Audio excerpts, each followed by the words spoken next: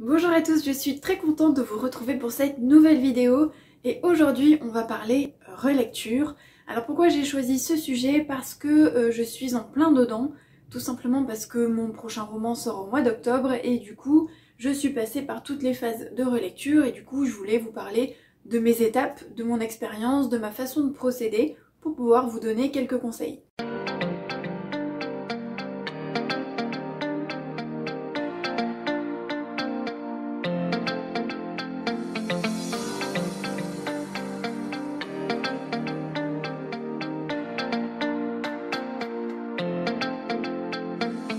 Alors de mon côté, j'ai 8 étapes de relecture.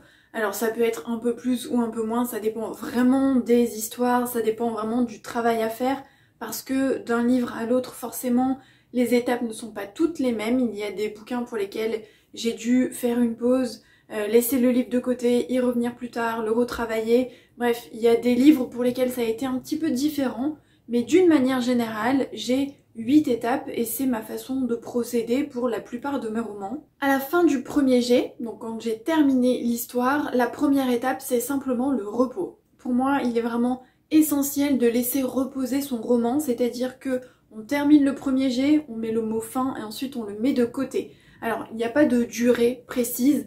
En général, de mon côté, je laisse reposer environ un mois. Mais c'est vrai qu'il y a des auteurs qui ne laissent reposer qu'une semaine, d'autres 3 semaines, d'autres 6 mois, ça dépend vraiment des auteurs. De mon côté, un mois, ça me convient. Pourquoi? Parce que moins, ça me permettrait pas de décrocher de l'histoire. En tout cas, pas suffisamment pour avoir un œil neuf. Et plus, ce serait bien trop long parce que c'est pas ma manière de fonctionner. Ça m'est arrivé, notamment pour le roman qui va sortir au mois d'octobre, simplement parce que y a d'autres choses qui se sont mises au milieu avec le confinement, etc. Et le post-confinement surtout, du coup, bon là, il y avait une période un petit peu compliquée, mais d'une manière générale, je laisse reposer un mois et demi, on va dire, et ça me convient de cette manière. Au moins, quand je reprends mon histoire, j'ai un œil neuf, je suis plus totalement dans l'histoire, c'est-à-dire que j'ai oublié des petits passages, des petits indices, des petites informations, j'ai pu prendre du recul, ce qui me permet ensuite de redécouvrir mon histoire quelque part, comme si c'est pas moi qui l'avais écrite, et ça me permet de voir ce qui fonctionne, ce qui ne fonctionne pas, d'avoir un œil neuf, de découvrir des incohérences et de pouvoir être plus précise et plus efficace au moment de la relecture. Donc première étape, je laisse reposer environ un mois. Deuxième étape, je fais une première relecture. Cette première relecture, c'est pour me remettre dans le bain, c'est pour me remettre dans mon histoire, parce que forcément quand on a travaillé sur son livre et qu'on arrive à la fin de l'histoire, on a écrit 200, 300 pages, ça dépend, et du coup, forcément, on n'est plus tout à fait au fait de ce qu'on a écrit au début, on n'a plus toutes les informations, nos personnages ont évolué, on a besoin de se replonger dans l'histoire. Donc ma première étape, c'est de faire une relecture. Pendant cette relecture, en général, je ne corrige pas, je n'écris rien. Alors évidemment, si je trouve une faute de frappe ou si je vois une erreur, une faute de conjugaison, quoi que ce soit, je la corrige, je vais pas sauter, je la corrige tout de suite. Mais c'est pas une étape où normalement j'agis sur le texte. Ce que je fais, c'est que je lis et je prends des notes. Donc soit dans la marge, soit sur un carnet. En général, je préfère sur mon carnet.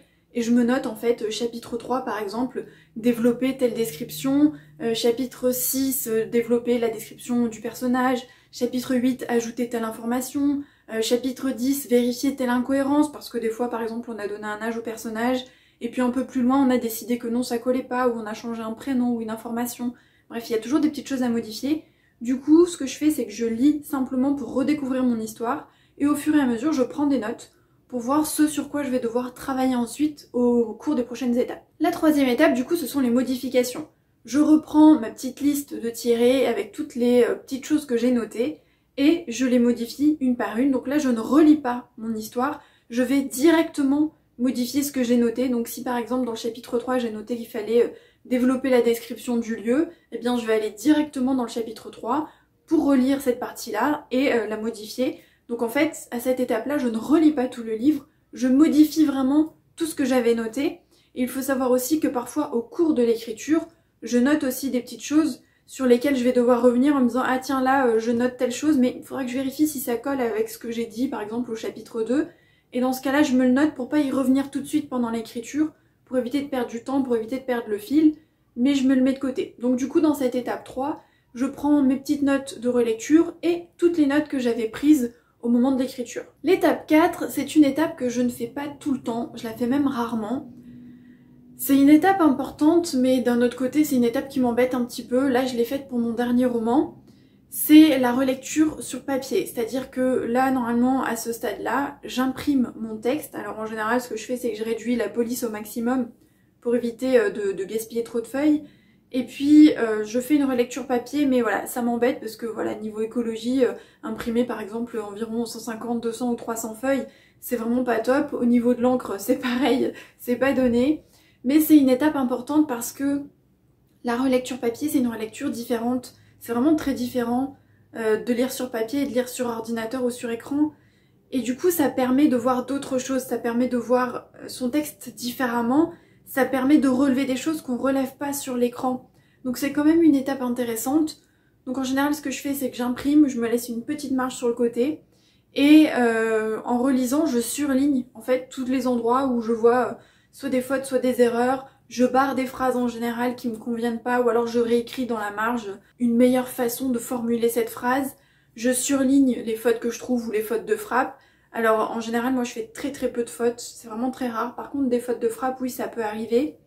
Donc j'essaye de repérer, par exemple, je sais pas moi, j'ai écrit dans D-A-N-S et puis le N a sauté au moment de l'écriture. Bah voilà, c'est des petites fautes comme ça qu'il faut repérer. Ce sont les fautes les plus casse-pieds parce que notre esprit, en fait, notre cerveau corrige directement et du coup on a tendance à les sauter, surtout si on connaît son texte. Du coup c'est important de relire plusieurs fois et sous différents formats parce que ça permet de détecter toutes ces petites erreurs, toutes ces petites phrases, toutes ces petites fautes de frappe ou les confusions ou voilà les erreurs de mots, les erreurs de conjugaison, ces choses-là, des choses qu'on voit pas tout le temps, en tout cas qu'on va pas revoir à la première lecture, mais qu'on peut détecter si on relit plusieurs fois et sous divers formats. Donc là, mon étape, c'est l'étape relecture papier. Du coup, ce que je fais, c'est que je surligne les fautes. Je mets des petites notes si jamais je veux modifier des choses, ajouter des informations. Et après, du coup, je retourne sur mon ordinateur pour corriger. Donc je reprends mon papier et puis page par page, je corrige au fur et à mesure sur mon fichier Word. Donc la phase de modification, quand je reprends mon format papier pour modifier sur Word, c'est l'étape 5. Et l'étape 6, c'est une nouvelle relecture sur ordinateur. C'est-à-dire qu'à ce stade-là, j'ai déjà relu plusieurs fois, j'ai modifié à plusieurs reprises, donc je reprends mon texte du début et je le relis une nouvelle fois pour voir si les informations que j'ai notées fonctionnent, si j'ai pas fait d'erreur, si je détecte d'autres incohérences, d'autres erreurs. En bref, je relis mon texte une nouvelle fois pour pouvoir vérifier que tout ce que j'ai fait auparavant fonctionne avant d'aller plus loin et ça me permet de mettre le doigt sur toutes les petites choses que j'ai modifiées, si j'ai fait des descriptions, si j'ai changé l'âge, si j'ai changé un lieu.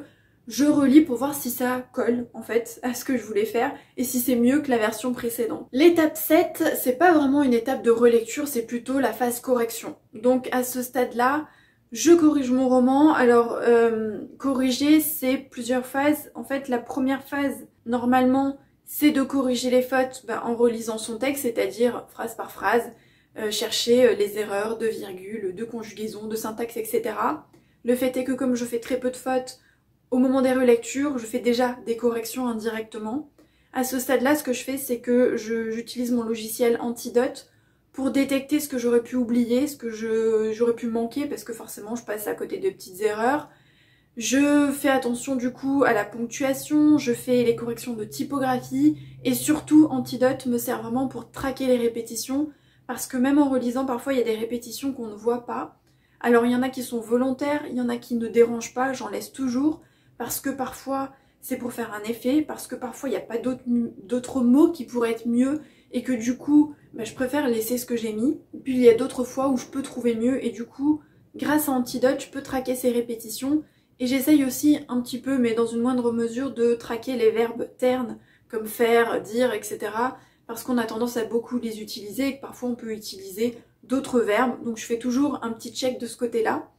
Et j'en profite aussi pour vérifier les homophones. Donc en fait, Antidote, vous pouvez le régler, le paramétrer pour qu'il soit vraiment adapté à votre façon de fonctionner. Et je me suis rendu compte que pour certains mots, il m'arrivait des fois de penser à un mot puis d'écrire son homophone alors que je les connais. Ça m'arrive souvent avec le verbe servir et le verbe serrer. Quand je dis il sert ou je sers, il m'arrive de les inverser sans faire exprès, sans faire attention. Et donc c'est un exemple, hein, mais du coup j'ai paramétré Antidote pour qu'il me détecte les homophones et ça me permet de les checker. Alors en général, il n'y a pas trop d'erreurs, ça peut m'arriver qu'il y ait une erreur dans le texte, c'est pas énorme. Mais par acquis de conscience, je préfère quand même vérifier. Du coup, à ce stade-là, Antidote vérifie les erreurs, corrige la typographie, les répétitions, les verbes ternes et les homophones. Évidemment, il y a d'autres fonctionnalités, mais c'est vraiment les principales, celles que j'utilise le plus. Donc cette étape-là, c'est la phase correction. Et ce que je fais, moi, c'est que je fais chapitre par chapitre. C'est-à-dire que je prends mon chapitre 1, hop, je l'envoie sur Antidote, je le corrige en intégralité, je fais toutes les modifications, et ensuite je ferme Antidote et je passe au chapitre 2 et je recommence. Et je fais vraiment chapitre par chapitre, un par un. Et je sais que quand je passe au chapitre 2, c'est que le 1 est bouclé et que je n'y reviens pas. Donc à ce stade-là, chapitre par chapitre, je corrige mon roman. La 8e et dernière étape, c'est une relecture papier, mais sur mon format broché, c'est-à-dire la relecture du bon à tirer. Parce que à ce stade-là, normalement, j'ai corrigé, donc je suis pas censée revenir sur mon texte.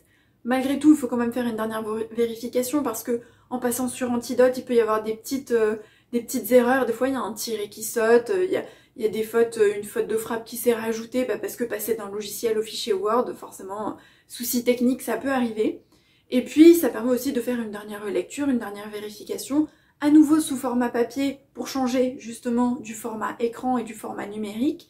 Donc à ce stade-là, je fais une relecture papier donc de mon exemplaire broché, donc de mon exemplaire auteur. Évidemment au passage je vérifie la mise en page, je vérifie si tout est ok, bref si tout fonctionne, si la mise en page est nickel. Et en même temps du coup je refais une relecture pour voir s'il n'y a pas de souci.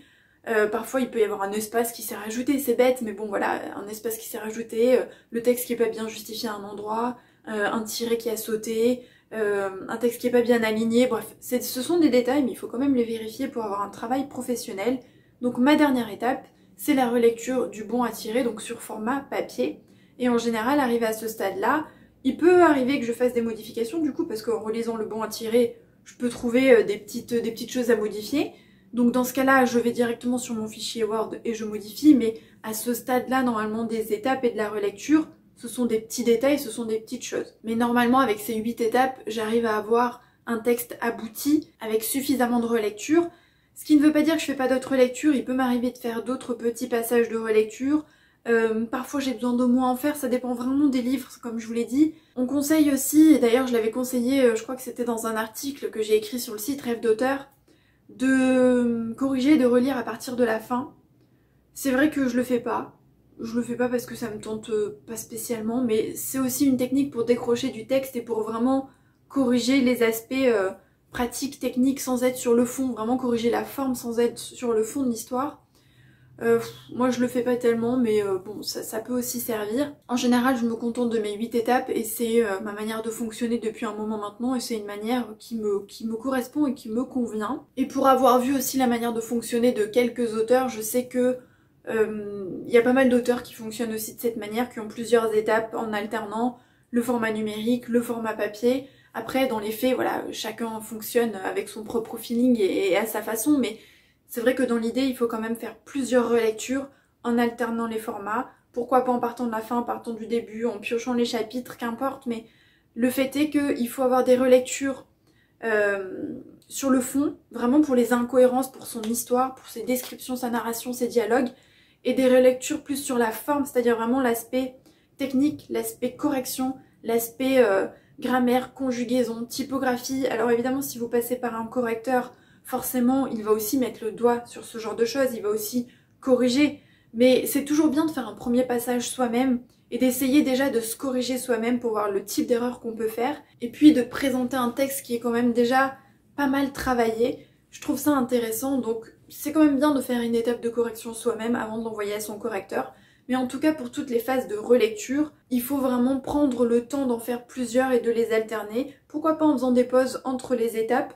C'est vrai que moi j'en fais pas, à part la phase de repos, ensuite j'enchaîne les étapes, dès que j'en ai fini une je passe à la suivante, mais c'est vrai qu'il y a des auteurs qui font des pauses entre les étapes, ça après c'est chacun fait comme il veut, c'est à vous de voir comment vous préférez fonctionner. N'hésitez pas à partager en commentaire votre façon de fonctionner, votre façon de relire votre roman, vos étapes de relecture. Est-ce que ce sont les mêmes que moi? Est-ce qu'elles sont différentes? Est-ce qu'il y en a plus? Est-ce qu'il y en a moins? Bref, n'hésitez pas à commenter et puis on se retrouve bientôt pour une prochaine vidéo.